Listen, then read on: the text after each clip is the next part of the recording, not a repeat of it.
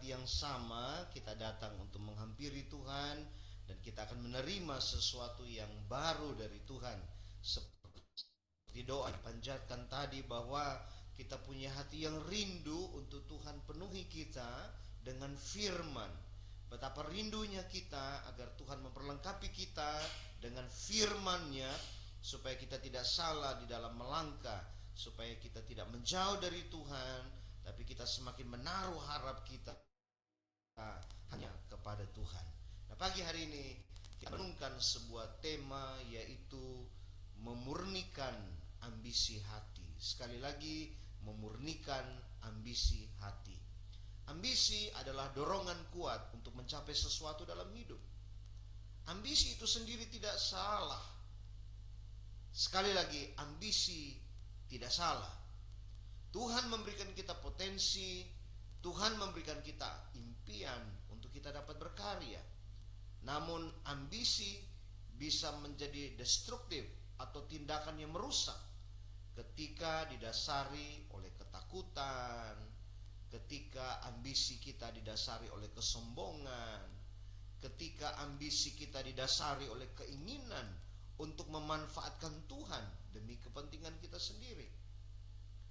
Nah, pagi hari ini kita akan merenungkan sebuah kisah dari seorang perempuan Sunem dan hamba Tuhan Nabi Elisa.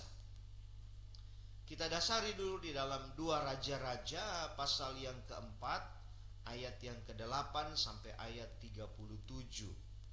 Karena ini ayat yang cukup panjang, tapi saya percaya bahwa ketika kita baca perlahan-lahan, kita meresapi apa yang ditulis di dalam ayat-ayat ini, maka kita akan menikmati satu alur kisah yang mungkin kita sudah pernah membacanya juga, atau mungkin kita sudah pernah mendengar dari pembahasan ini juga. Tapi hari ini kita akan melihat dari dimensi yang lain tentang memurnikan ambisi hati. Saya mulai bacakan dari ayat yang ke-8 dari 2 Raja-Raja pasal yang keempat. Pada suatu hari Elisa pergi ke Sunem. Di sana tinggal seorang perempuan kaya yang mengundang dia makan. Dan seberapa kali ia dalam perjalanan, singgahlah ia ke sana untuk makan. Berkatalah perempuan itu kepada suaminya, "Sesungguhnya aku sudah tahu bahwa orang yang selalu datang kepada kita itu adalah abdi Allah yang kudus. Baiklah kita membuat sebuah kamar atas yang kecil yang berdinding batu, dan baiklah kita menaruh di sana baginya sebuah tempat tidur, sebuah meja, sebuah kursi, dan sebuah kandil. Maka apabila ia datang kepada kita, ia boleh masuk ke sana." Pada suatu hari datanglah ia ke sana, lalu masuklah ia ke kamar atas itu dan tidur di situ. Kemudian berkatalah ia kepada Gehazi bujangnya, "Panggillah perempuan Sunem itu." Lalu dipanggilnyalah perempuan itu, dan dia berdiri di depan Gehazi.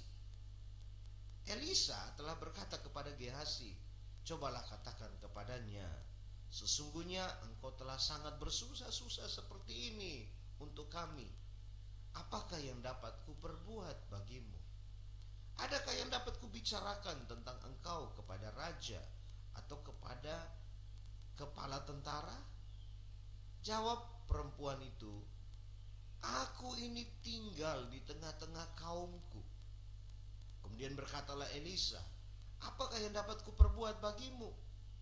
Jawab Gehazi, ia tidak mempunyai anak, dan suaminya sudah tua." Lalu berkatalah Elisa, "Panggillah dia." Dan sesudah dipanggilnya, berdirilah perempuan itu di pintu.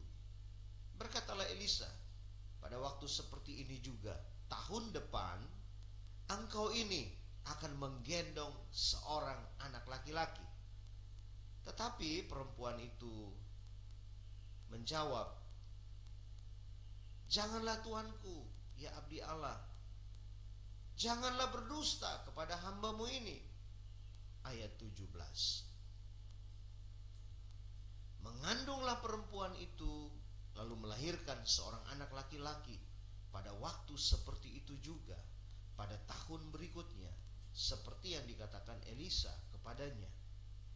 Setelah anak itu menjadi besar, pada suatu hari keluarlah ia mendapatkan ayahnya di antara penyabit-penyabit gandum. Tiba-tiba menjeritlah ia kepada ayahnya, "Aduh, kepalaku, kepalaku!"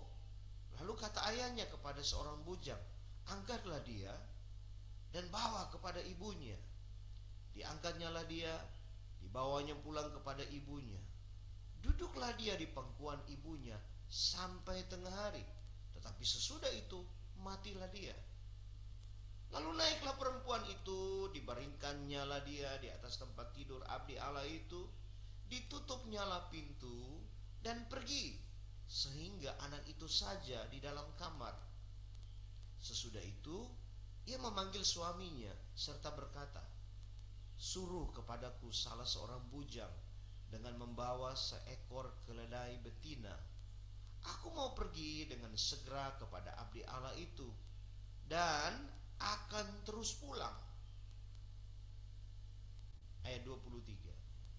Berkatalah suaminya, "Mengapakah pada hari ini engkau hendak pergi kepadanya? Padahal sekarang bukan bulan baru dan bukan hari Sabat." Jawab perempuan itu, "Jangan khawatir." Dipelanainya keledai itu, dan berkatalah ia kepada bujangnya, "Tuntunlah dan majulah.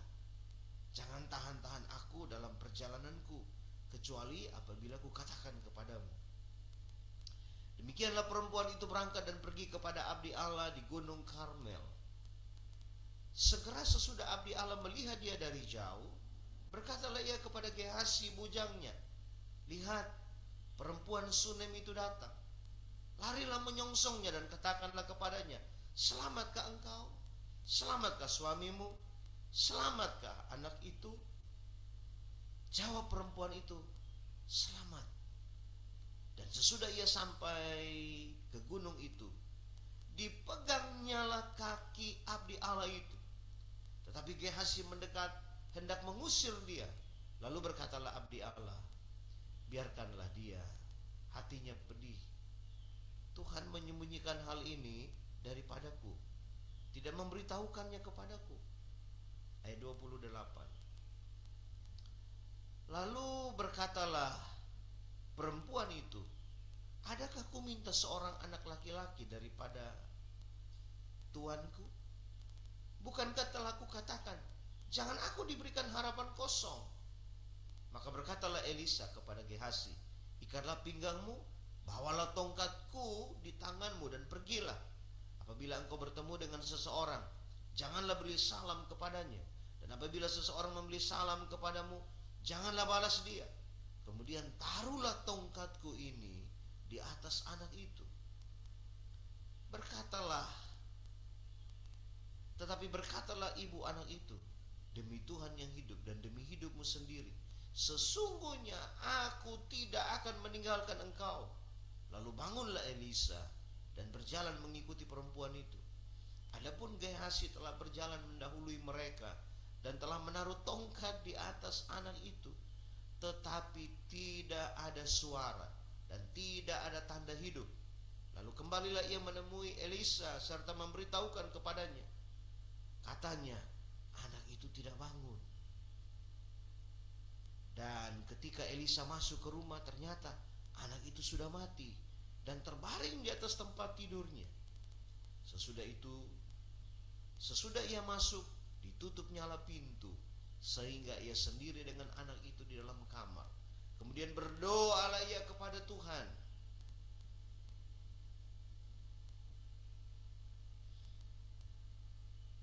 Lalu ia membaringkan dirinya di atas anak itu, dengan mulutnya di atas mulut anak itu, dan matanya di atas mata anak itu, serta telapak tangannya di atas telapak tangan anak itu.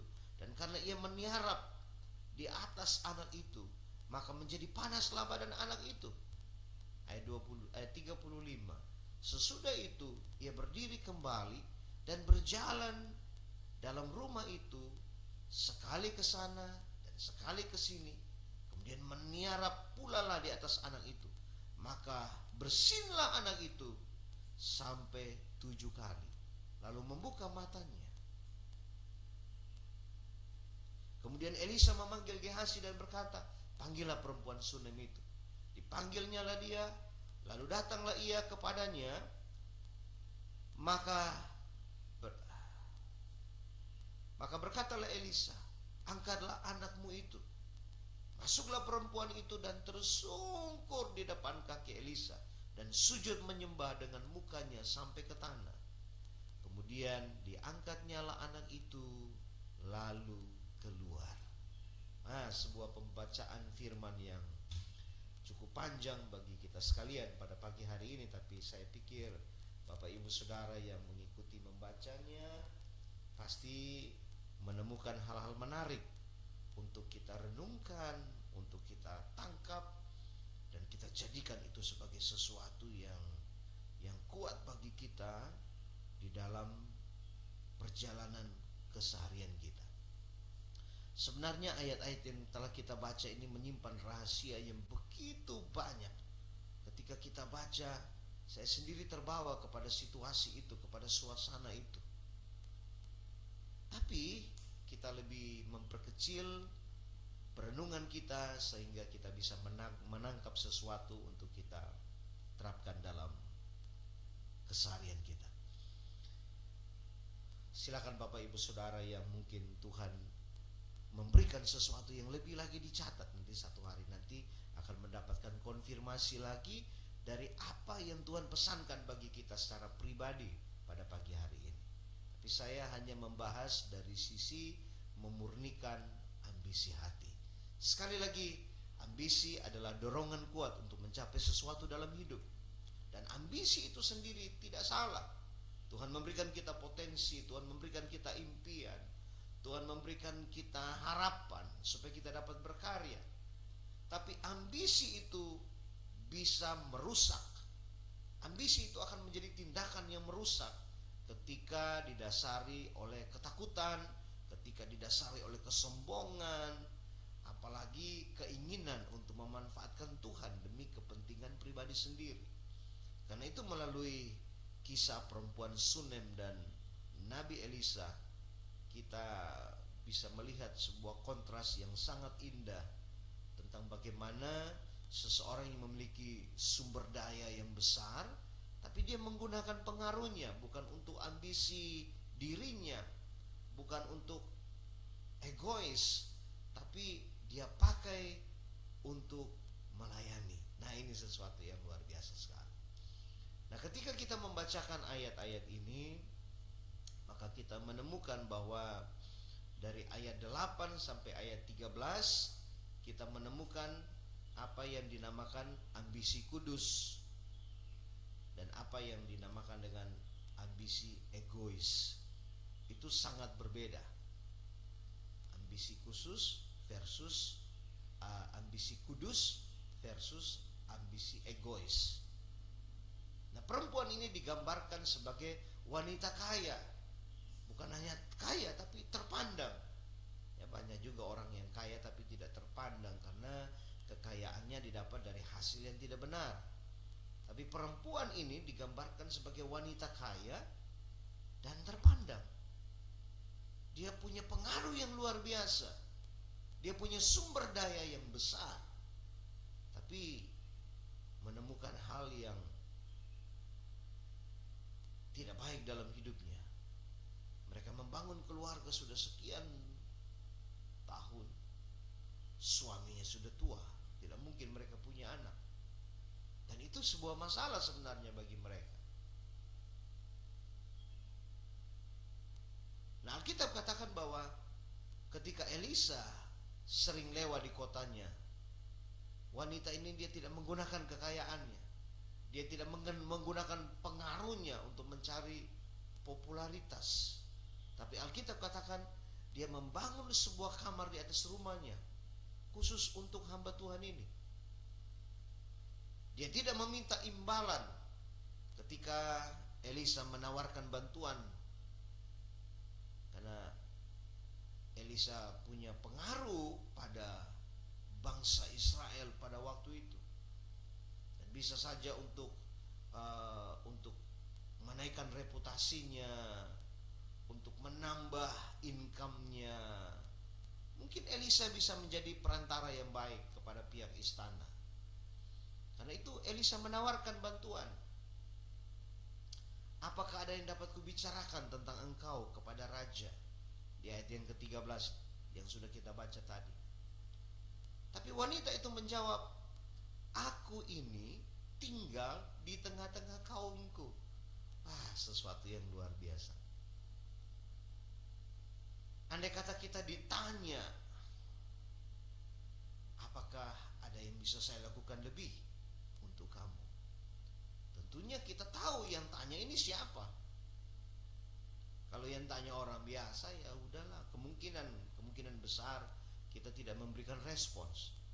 Tapi kalau yang tanya itu orang berpengaruh, yang tanya ini hamba Tuhan yang pada waktu itu Tuhan pakai luar biasa untuk kerajaan Israel ini, maka tentunya wanita ini akan bertanya sesuatu yang tidak jauh-jauh dari pertanyaan kita kebanyakan orang. Mungkin kita sudah melayani Tuhan dan kita sedang berpikir bahwa ada sesuatu yang sebenarnya sedang kudoakan. Ada sesuatu yang sudah sekian puluh tahun aku doakan, tapi belum terkabul. Ini kesempatan aku akan meminta kepadanya. Tapi ketika hamba Tuhan menawarkan bantuan politik, dia menawarkan pengaruh istana kepada wanita ini, justru wanita ini bilang, aku ini tinggal di tengah-tengah kaumku.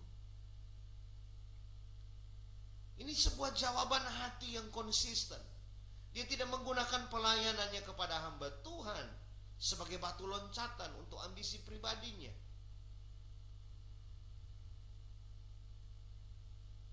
Ini sesuatu yang luar biasa. Ambisi yang egois, ambisi yang salah, itu selalu bertanya, apa yang bisa kudapatkan dari situasi ini? Ambisi yang salah atau ambisi yang egois akan selalu bertanya, kalau bisa aku dapat lebih, kenapa aku harus dapat sedikit? Yang dibicarakan tentang kuantitas. Dia tidak peduli lagi apa kualitas hidup. Yang dibicarakan adalah apa yang bisa kudapatkan dari situasi ini. Tapi ambisi yang kudus akan bertanya, bagaimana aku bisa menjadi saluran berkat di mata Tuhan? Di mana Tuhan sudah menempatkan aku pada posisi ini. Ambisi yang kudus akan berkata bahwa terima kasih Tuhan, aku dipercayakan hal ini. Tapi apa artinya sebuah kepercayaan kalau aku salah jalan? Itu ambisi yang kudus. Tapi sekali lagi ambisi yang salah, ambisi yang lahir dari hati yang egois akan selalu bertanya, apa yang bisa aku dapatkan dari situasi ini? Saudara lihat bahwa apa yang sedang terjadi pada bangsa dan negara kita ini.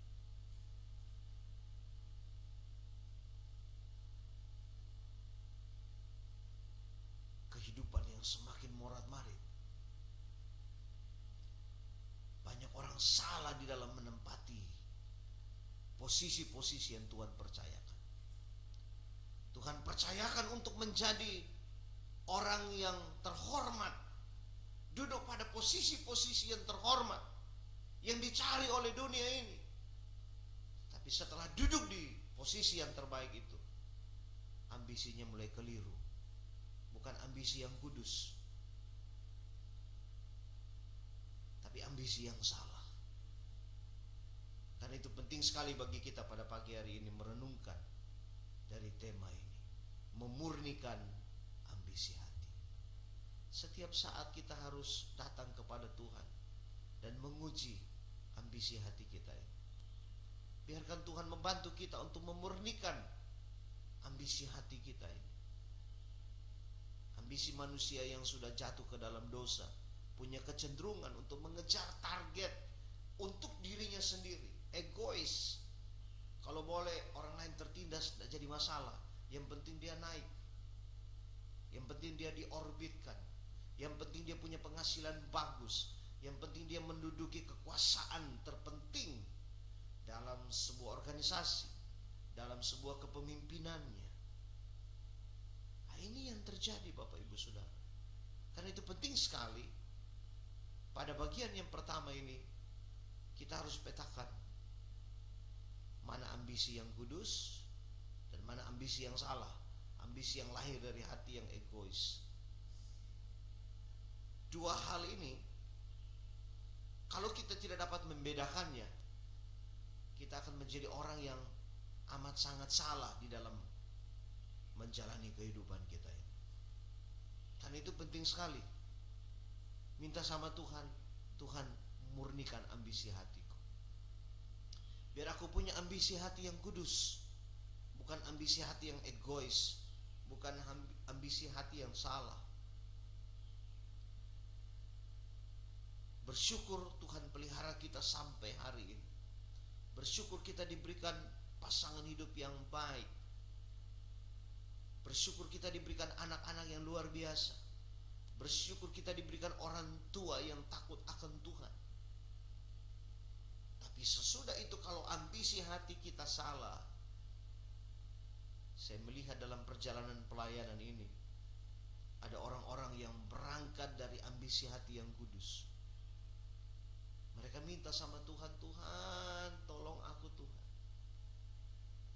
Ada yang berangkat dari latar belakang susah, dipandang hina oleh sekelilingnya, tapi dia berangkat dari ambisi yang kudus. Dia bilang, Tuhan kalau aku bisa melayani Engkau saja, walaupun kecil, tapi itu satu kemurahan Tuhan bagi aku. Terima kasih buat kepercayaan Tuhan bagiku. Tapi amat sangat disayangkan ketika Tuhan mulai memberkati lebih, ketika Tuhan mulai memberkati lebih, dia mulai sombong. Ketika Tuhan mulai memberkati lebih, hatinya mulai terpikat kepada godaan dunia, sehingga pada akhirnya harus jadi buronan, lari tinggalkan keluarga, lari tinggalkan komunitas, lari tinggalkan kehidupan yang layak, yang seharusnya dinikmati, tapi harus pergi menjauh. Karena itu penting sekali kita menguji ambisi hati kita.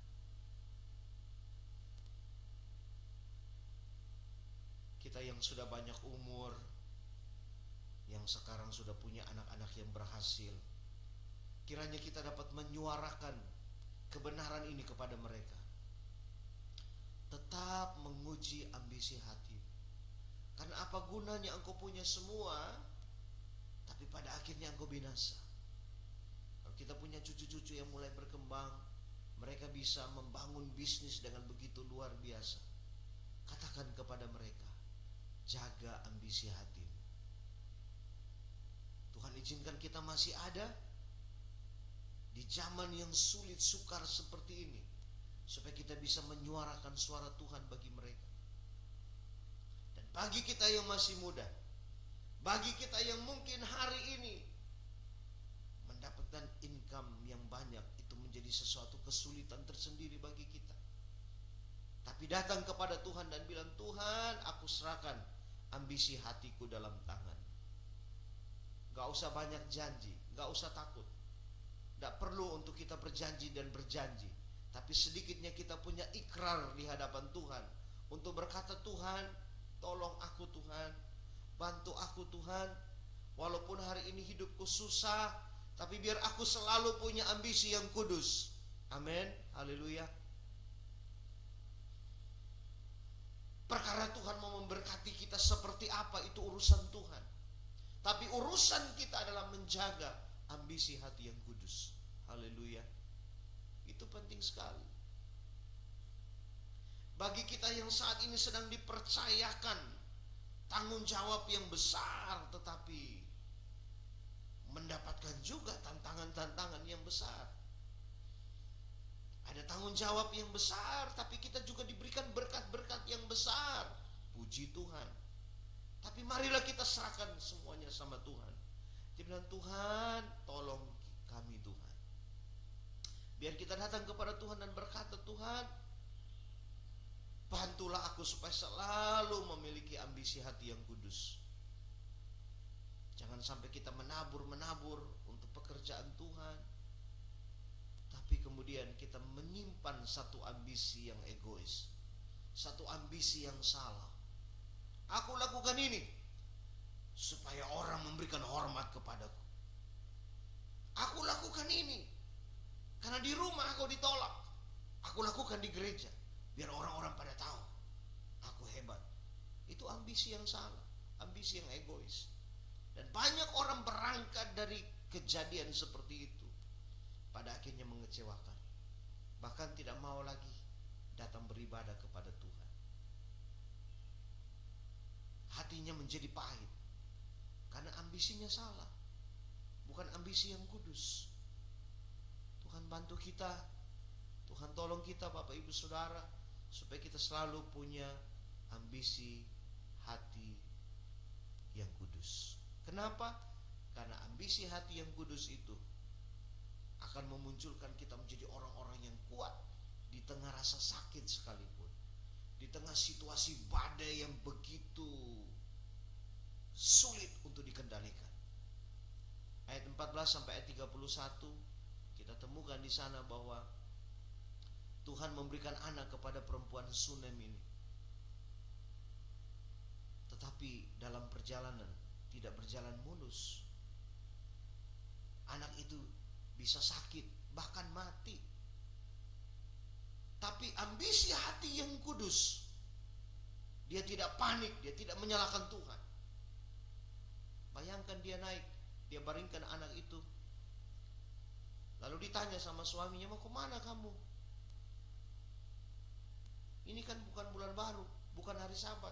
Kok kamu mau pergi ketemu pendeta, ketemu hamba Tuhan? Oh, tenang saja. Justru dia bilang sama suaminya, jangan khawatir, aku akan pergi sebentar, aku kembali lagi. Itu kalau ambisi hati yang tidak kudus, dia sudah stres, dia sudah frustrasi. Tapi karena dia punya ambisi hati yang kudus, menghadapi terpaan badai, dia tenang. Haleluya. Kalau kita punya ambisi hati yang kudus, badai bisa datang silih berganti, menghantam perahu kehidupan kita. Tapi kita gak lengah, kita selalu siap siaga. Yang penting aku ada pada pihaknya Tuhan. Jaga baik-baik motivasi hati kita. Tuhan tolong kita semua, Tuhan bantu kita. Kiranya kita selalu punya ambisi hati yang kudus. Haleluya. Tuhan Yesus memberkati kita semua. Bapak yang baik, terima kasih buat pelajaran dari firman-Mu yang luar biasa bagi kami. Bantu kami senantiasa supaya kami selalu punya ambisi hati yang kudus. Kalau kami melayani bukan karena berakar dari hati yang egois, ambisi yang salah, tapi kami melayani, kami bekerja, kami membangun karir kami dari ambisi hati yang kudus, sehingga